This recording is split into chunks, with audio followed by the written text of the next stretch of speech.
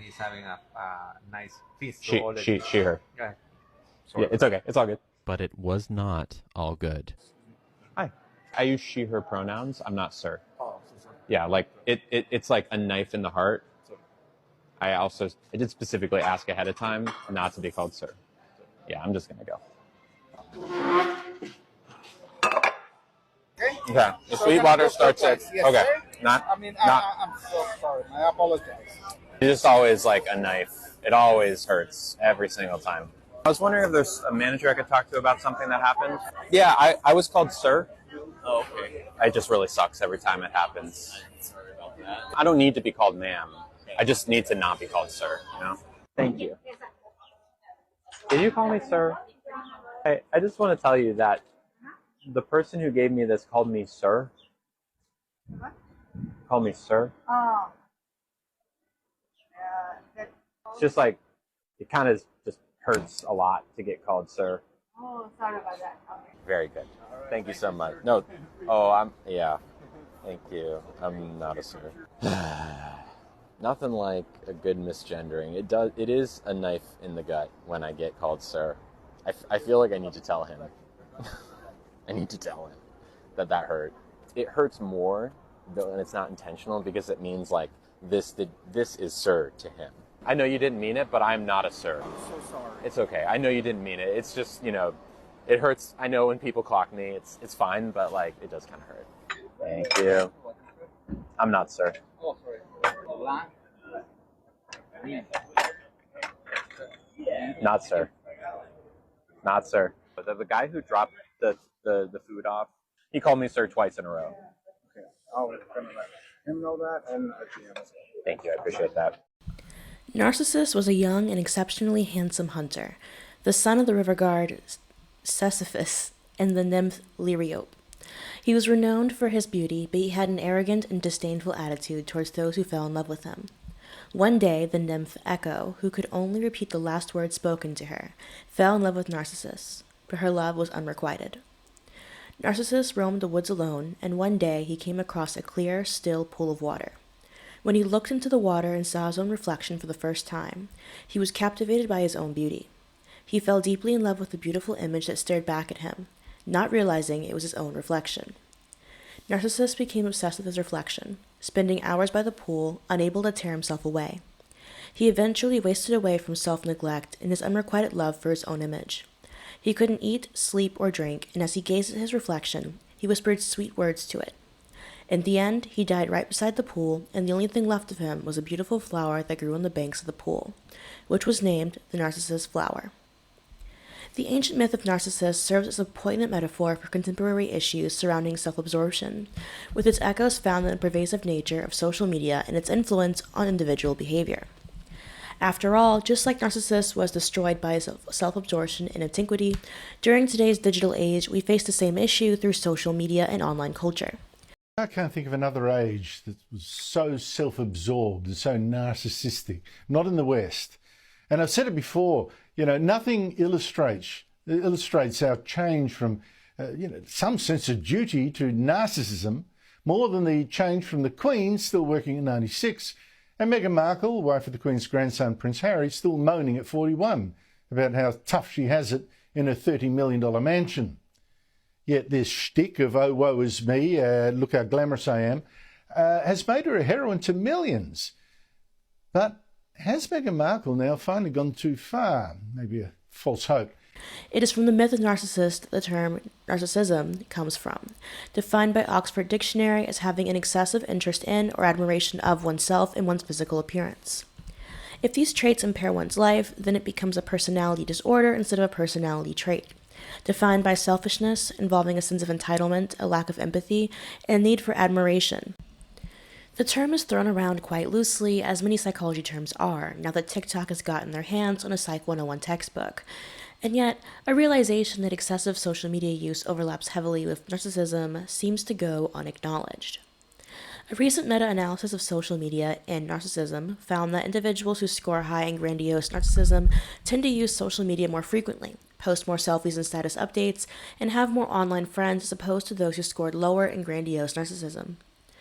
The reason why is straightforward.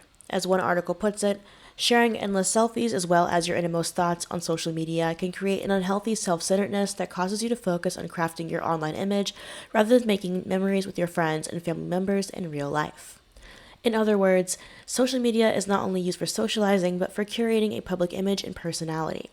Those who spend more time constructing that personality and image either already hold narcissistic traits or else see them magnified by their behavior.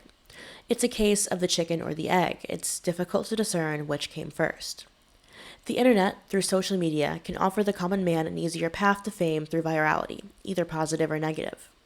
This virality is the reason why an erosion of privacy has occurred, coming from violations as large as the accumulation and sale of personal data to the culture it has created wherein being in public is considered consent to be filmed.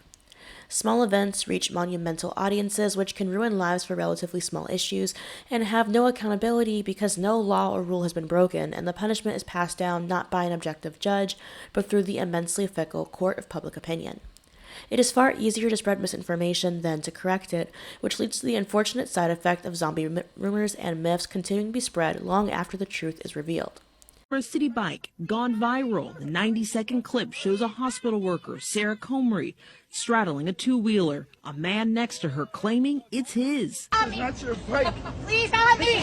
This footage led the woman's employer, New York City Health and Hospitals, to put the woman on leave as it conducts an investigation. Every part of that story is incorrect, starting with my client is not a racist.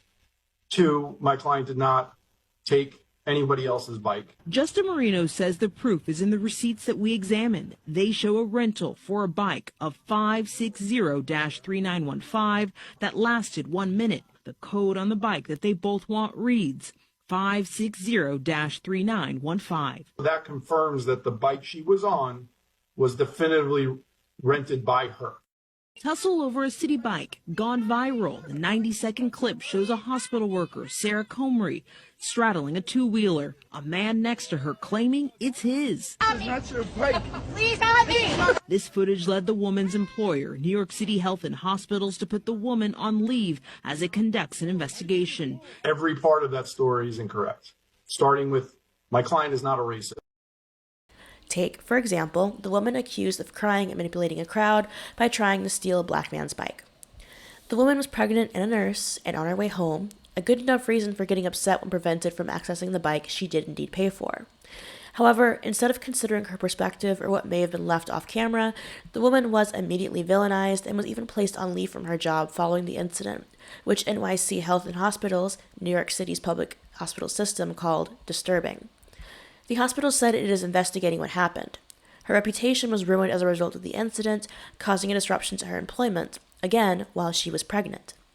Less attention was given to her production of receipts proving her innocence than the initial incident. But this incident is just one of many. Okay, I think you know what I'm going to say. I think by now everybody has seen this video. Okay, this is one of the more wild things I've seen on the internet in my several years of being an adult. So basically what happened is this girl was taking selfies at a baseball game and those two chicks in the back were, making fun of her, flipping the camera off, whatever. She posted the video, it ends up going viral, and of course, people are trying to serve up justice, and what that justice consists of, apparently, is bullying bullies. So these girls have been harassed, their addresses have been posted, their jobs have been found, people are trying to spam their jobs with bad reviews. And I think this reaction is completely disproportionate. It is not illegal to make a mean look. It is not the equivalent of doing something like, committing murder or any type of SA or any type of extreme crime like that. And I genuinely think that when you're being bullied, the best response is no response. This is just another example in a long line of events where strangers, are completely harangued and harassed online for doing something that isn't even that big of a deal. Do I think these girls are mean? Yeah. Do I think they deserve to lose their livelihood, be stalked, harassed, called ugly, stupid, lose their jobs and health insurance? No. So I think social media and the internet overall have created this environment where it's okay to just abuse and harass people in return for like doing one thing that you deem irredeemable.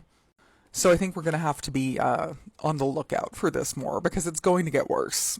In another case, 2 women are seen mocking an influencer taking a selfie at a baseball game. In response to her hurt feelings, people tracked down those individuals and doxed them, going after their livelihood for what was a mean but meaningless moment. There's thousands of videos of small moments of conflict being recorded, uploaded, and amplified from what was a blip in one's day, meant to be forgotten after an obligatory period of complaining, to an event of note, something to be commented on by thousands of people.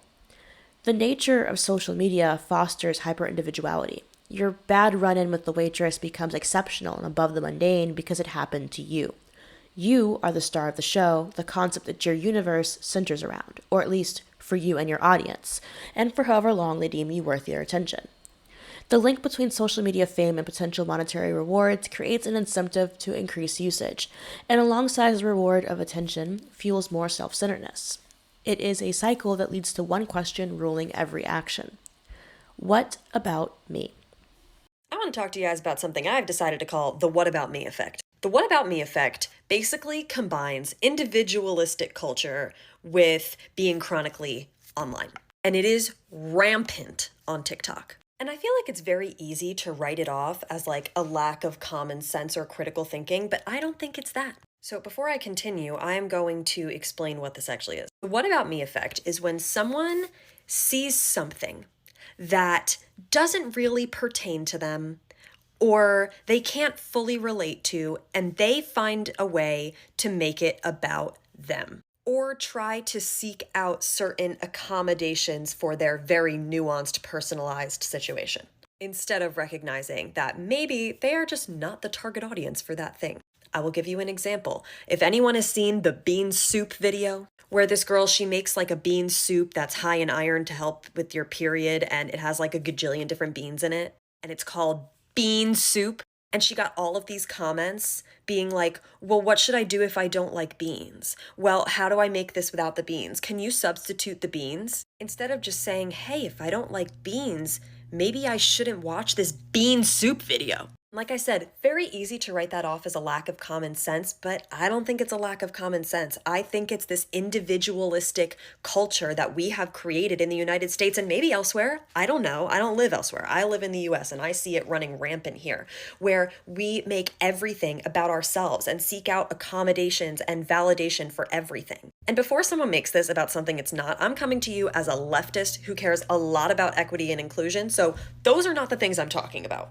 I'm talking about when I sit down after a long day and I come onto God's internet and I see videos that are like, here's how to put your hair up into a really cute hairstyle, and someone comments and is like, what if I'm bald? Imagine, I have a gluten intolerance. If I went on every single video of someone baking bread, I'm on cottagecore TikTok, okay? It's everywhere. And I was like, well, I can't have gluten. That would be ridiculous. I can just go watch videos of people making gluten-free bread. So when you come onto this app and you see a video and you have the urge to comment something like, well, what about my very specific scenario? Or, well, not everyone can blah, blah, blah, blah. I'm going to encourage you to stop, use your noggin, and remember that things are nuanced. Not everything can apply to every single person, and there doesn't always need to be a specific accommodation for you. Love you, bye.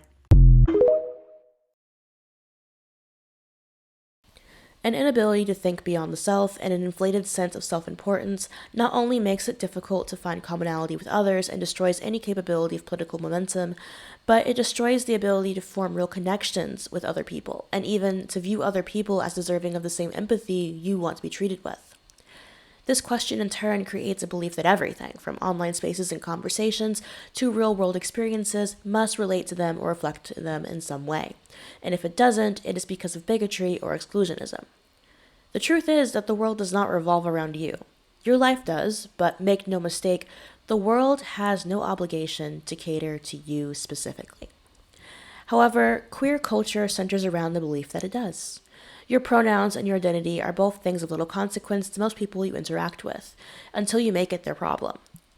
Items of individual import become societally important because you force it to be so, through portraying personal slights as proof of societal ills. Those women are mean to you because they're transphobic, not because you're annoying, unpleasant, or they simply don't want to share space with you, a man. It's not because biological sex is predetermined and immutable, and therefore equal chances of success and safety require separate categories. No, it's because those women are meanies and transphobes who just don't want to let trans women play with them. David Considine, a Wisconsin representative, seems to think the issue stems from interpersonal cruelty, instead of an issue of class consciousness and an overriding of women's rights. As he stated regarding trans women in women's sports, my granddaughter, who was playing college sports, I asked her about this when we had this 2 years ago, and she said, you know what, if a trans woman was competing against me in the sport, then that just means if that person's better than me, I need to work harder. As well as, some parents are concerned that their daughter might miss out on a scholarship. They might miss out on playing for this team or that team. Boy, that doesn't sound like community. That sounds like selfishness. I'm sorry to label it that way, but that sounds like what it is to me. I'm only worried about myself. I'm not worried about building the team and having my school have a powerful team. What reaction do you have toward other folks who feel that you shouldn't be able to compete? I disagree. Trans women competing in women's sports does not threaten women's sports as a whole, because trans women are a very small minority of all athletes, and the NCAA rules regarding trans women competing in women's sports have been around for 10 plus years. And we haven't seen any massive wave of trans women dominating.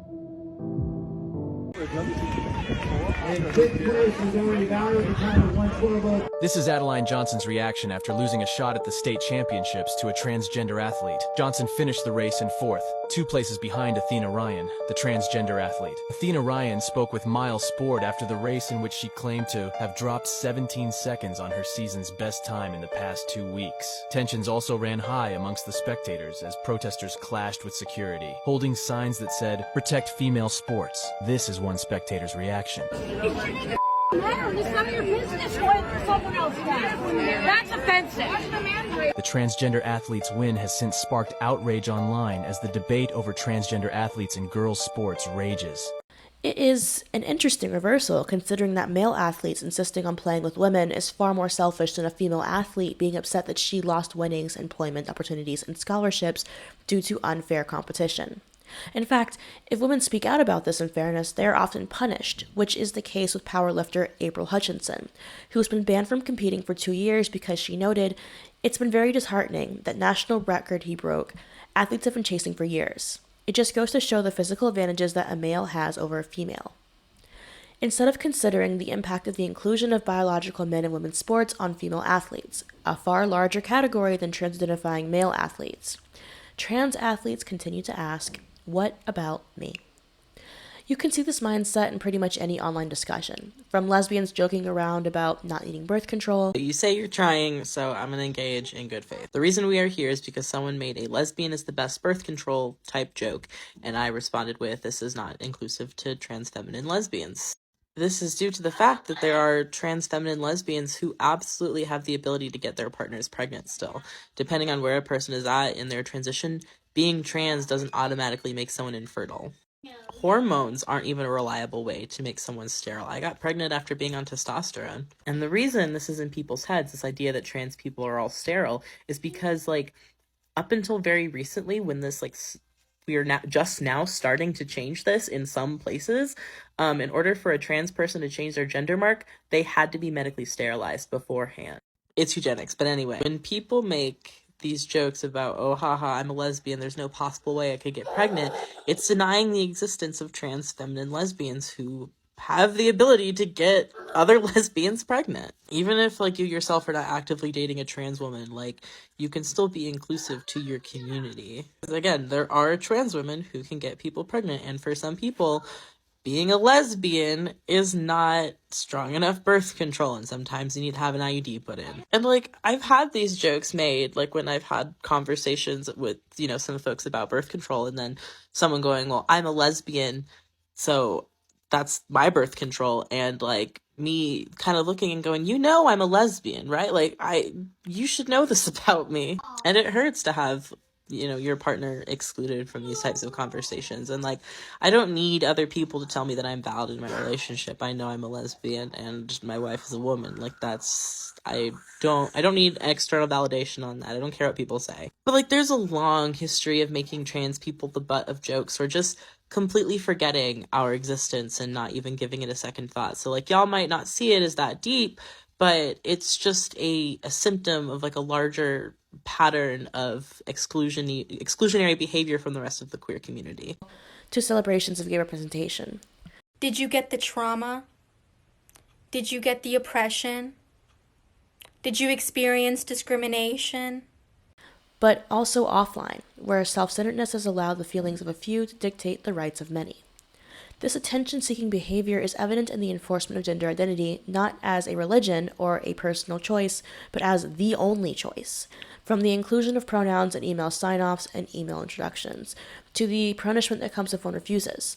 Self-centered thinking has not only impacted women's rights and safety in order to appease the few, but it's destroyed communities and activist movements. After all, how can feminism be a good thing if it doesn't appeal to you, a man? How can women find commonalities and work towards change if their unique experiences exclude you? The need to place the well-being of others, or to be mindful of the fact that they exist and have needs the same as you, has long since been eroded. Just like in the myth of Narcissus, where a handsome hunter is captivated by his own reflection to his own self-destruction, contemporary self-absorption issues, particularly evident in the pervasive influence of social media, where individual identities and pronouns take precedence, challenge collective efforts for change, and jeopardize hardly fought for women's rights. This, dear viewers, is where we part. This video is just something that I feel like if you spend any time watching TikToks or just in general learning about the trans issue, you'll notice that there's a lot of me, my pronouns and my feelings and my identity. And you'll notice perhaps less said, all these women who are opting out of womanhood, saying they're non-binary or becoming trans men or whatever identity, they're not thinking about the collective power of, okay, I'm a woman and I dislike being forced into this role, so let's change it. They're thinking about their personal alleviation of discomfort. And when it comes to men doing this, they're not thinking of, oh, I identify as a woman, so I should consider how my fellow women feel. No, they're thinking, I am a trans woman, and therefore me. I want to play this sport, I want to win this money, I want this attention.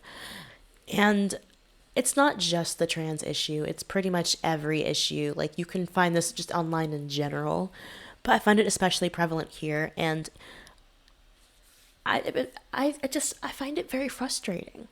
I mean, there's nothing wrong with enjoying a little bit of attention or being individualistic, but when you're so caught up in yourself that you forget about the well-being of other people, that you don't care about your community, your society, that's how we get to where we are today, where we have all these issues and no ideas on how to fix them, or at least no effort on wanting to fix them.